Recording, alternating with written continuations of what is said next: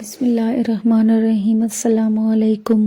آج ہم معروف روحانی اسکالر خواجہ شمس الدین عظیمی صاحب کی کتاب 101 اولیاء اللہ خواتین کے پارٹ نمبر 22 صفحہ نمبر 186 سے ریکارڈنگ کا آغاز کر رہے ہیں۔ قرآن پاک پڑھنے والوں سے قیامت کے روز کہا جائے گا کہ جس ٹھہراؤ اور خوش الحانی سے تم دنیا میں بنا سنوار کر قرآن پڑھا کرتے تھے، اسی طرح قرآن پاک کی تلاوت کرو اور ہر آیت کے صلہ میں ایک درجہ بلند ہوتے جاؤ۔ تمہارا ٹھکانہ تمہاری تلاوت کی آخری آیت کے قریب ہے۔ حکمت و دانائی۔ جو قوم قرآن سے فائدہ اٹھانا چاہتی ہے، قرآن اس کی رہنمائی کرتا ہے، اور جو قوم قرآن سے فائدہ نہیں اٹھانا چاہتی، قرآن اس کی رہنمائی نہیں کرتا، اور ایسی قوم کو اللہ اس کے حال پر چھوڑ دیتا ہے۔ بی بی میمونہ حفیظ رحمۃ اللہ علیہ۔ بی بی میمونہ رحمۃ اللہ علیہ نے اپنے روحانی استاد کی نگرانی میں سلوک کا راستہ طے کیا اور اللہ نے انہیں عارفہ بنا دیا۔ ان کی ذات سے اللہ کی مخلوق کو فیض پہنچا۔ نہایت توجہ سے سب کے مسائل سنتی اور تسلی و تشفیع دیتی، پوشیدہ طریقے سے ضرورت مندوں کی مدد کرتی تھی۔ انہیں کئی بار نیک اولاد کی بشارت دی گئی۔ ایک دفعہ تہجد کے وقت دیکھا کہ حضور اکرم صلی اللہ علیہ وآلہ وسلم کا دربار لگا ہوا ہے اور آپ صلی اللہ علیہ وآلہ وسلم سامنے تخت پر جلوہ افروز ہیں۔ رسول اللہ سے کچھ فاصلہ پر حضرت عائشہ صدیقہ رضی اللہ عنہا اور سیدہ فاطمہ رضی اللہ عنہا بیٹھی ہوئی ہیں۔ پھر حضرت عائشہ رضی اللہ عنہا حضور صلی اللہ علیہ وآلہ وسلم کے پاس آئی۔ ان کے ہاتھ میں کچے چاولوں کی ایک تھیلی ہے۔ حضور صلی اللہ علیہ وآلہ وسلم نے فرمایا، عائشہ چاول پکا کر میمونہ کو کھلا دو۔ یہ سن کر بی بی میمونہ نے حضرت عائشہ رضی اللہ عنہا کے ہاتھ سے چاولوں کی تھیلی لے لی اور ان کے قدموں میں گر کر عرض کیا، میں خود پکا لوں گی۔ خواب میں دیکھا کہ حضور صلی اللہ علیہ وآلہ وسلم ایک حوض کے کنارے کھڑے ہیں اور بی بی میمونہ کچھ دور دروازے پر کھڑی ہیں۔ حضور نے فرمایا، میں تم سے خوش ہوں۔ ایک مرتبہ خوش الحانی سے قرآن پاک کی تلاوت کر رہی تھی کہ آسمان پر تیز بجلی چمکی اور بل کھاتی ہوئی ان کے اندر داخل ہو گئی۔ اس کے ساتھ ہی ہوا میں معلق ایک تصویر سامنے آئی جو ایک کمزور بچے کی تھی۔ آواز آئی، اس بچے کا نام دنیا اور آسمانوں میں روشن ہوگا۔ بی بی میمونہ رحمۃ اللہ علیہ نے محسوس کیا کہ یہ لڑکا ان کا بیٹا ہے۔ ساتھ ہی خیال آیا کہ یہ بچہ اتنا کمزور ہے، بھلا یہ کیا کام کرے گا؟ پھر آواز آئی، خدا ایسا ہی کرے گا۔ یہ بشارت پوری ہوئی اور آپ رحمت اللہ علیہ کا ایک بیٹا ولی اللہ کے درجے پر فائز ہوا۔ حکمت و دانائی۔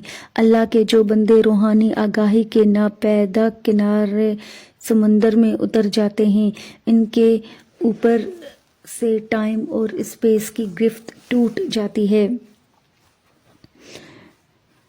موت انسان کی سب سے بڑی محافظ ہے۔ احساس برتری انسان کے لیے ایسی ہلاکت ہے جس میں ابلیس مبتلا ہے۔ موت کا فرشتہ عزرائیل انسان کی خود حفاظت کرتا ہے۔ بی بی مریم فاطمہ رحمۃ اللہ علیہ۔ بی بی مریم فاطمہ رحمۃ اللہ علیہ کو بارگاہ اقدس صلی اللہ علیہ وآلہ وسلم سے خصوصی فیض نصیب ہوا۔ اللہ کی بے شمار مخلوق اس فیض سے سیراب ہوئی۔ پریشان حال لوگوں نے آپ صلی اللہ علیہ وآلہ وسلم سے سکھ چین پایا۔ بے اولاد خواتین کو اولاد کی نعمت عطا ہوئی۔ آپ رحمت اللہ علیہ استغراق کی کیفیت میں جو بات کہہ دیتی تھی وہ حرف بحرف پوری ہو جاتی تھی۔ دم، دعا، درود کے لیے دور دور سے لوگ آتے تھے۔ خدمت خلق کے علاوہ آپ رحمت اللہ علیہ گوشہ نشین ہو کر اللہ سے راز و نیاز میں مصروف رہتی۔ کئی دفعہ حالت بیداری میں حضور صلی اللہ علیہ وآلہ وسلم کی زیارت سے مشرف ہوئی۔ شب بیدار زندہ دل خاتون تھی۔ ایک دل گرفتہ خاتون ان کے پاس آئی جو بے اولاد تھی۔ کوئی اندرونی بیماری تھی، اس کی وجہ سے حمل نہیں ٹھہرتا تھا۔ ہر حکیم طبیب کا علاج کرا چکی تھی۔ خاتون پر امید ہو کر بی بی مریم رحمۃ اللہ علیہ کے پاس آئی۔ بی بی صاحبہ نے مراقبہ کیا اور خاتون کو اولاد کی بشارت دی۔ بی بی مریم کی بشارت کے مطابق اللہ تعالیٰ نے جڑواں بچیاں عطا فرمائی۔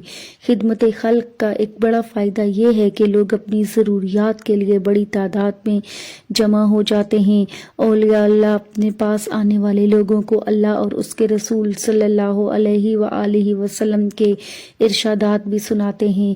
اس طرح دعا کے ساتھ ساتھ ان کی تعلیم و تربیت کا بھی ازسر نو اہتمام ہو جاتا ہے۔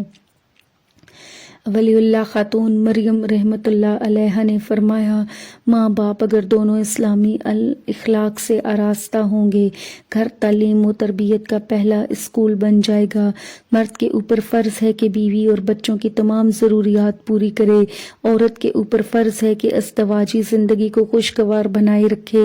دونوں کو چاہیے کہ اپنے قول و عمل اور انداز و اطوار سے ایک دوسرے کو خوش رکھنے کی کوشش کریں۔ کامیاب ازدواجی زندگی کا یہی راز ہے اور خدا کو خوش رکھنے کا ذریعہ بھی۔ اللہ تعالیٰ آپ کو جو اولاد دیتا ہے اس کو کبھی ضائع نہ کریں۔ پیدا ہونے سے پہلے یا پیدا ہونے کے بعد اولاد کو ضائع کرنا بدترین سنگ دلی، بھیانک ظلم، انتہائی بزدلی اور دونوں جہانوں کی تباہی ہے۔ ولادت کے وقت ماں بننے والی عورت کے پاس آیت الکرسی اور سورۃ اعراف کی آیات 54-55 پڑھیں، سورہ فلق اور سورہ ناس پڑھ کر دم کریں۔ ولادت کے بعد بچے کے دائیں کان میں اذان اور بائیں کان میں اقامت کہیں۔ اذان اور اقامت کے بعد کسی نیک مرد یا نیک عورت سے کھجور چبوا کر بچے کے تالو میں لگوائیں اور بچے کے لیے خیر و برکت کی دعا کروائیں۔ 7ویں دن عقیقہ کریں۔ اولاد کو ہر وقت سخت، سست اور برا نہ کہیں۔ بچہ ڈانٹ ڈپٹ کو روزانہ کا معمول سمجھنے لگتا ہے۔ بچے نادان ہوتے ہیں، ان کی کوتاہیوں پر بیزار ہونے کے بجائے یہ سوچیں کہ آپ بھی انہی کی طرح بچے تھے اور آپ سے بھی بے شمار کوتاہیاں سرزد ہوئی تھی۔ نفرت کا اظہار کرنے کے بجائے حکمت، تحمل اور بردباری سے ان کو سمجھائیں۔ ان کو یہ تاثر دیں کہ آپ ان کے دوست ہیں، ان کے سروں پر شفقت سے ہاتھ پھیریں۔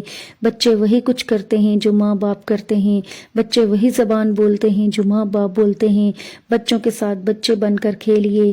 رسول اللہ صلی اللہ علیہ وآلہ وسلم کی پشت مبارک پر حضرت امام حسن رضی اللہ عنہ اور حضرت امام حسین رضی اللہ عنہ سوار ہو جاتے تھے اور حضور کی زلفیں پکڑ کر کھینچتے تھے اور حضور سے فرمائش کرتے تھے، نانا اونٹ کی آواز نکالیں۔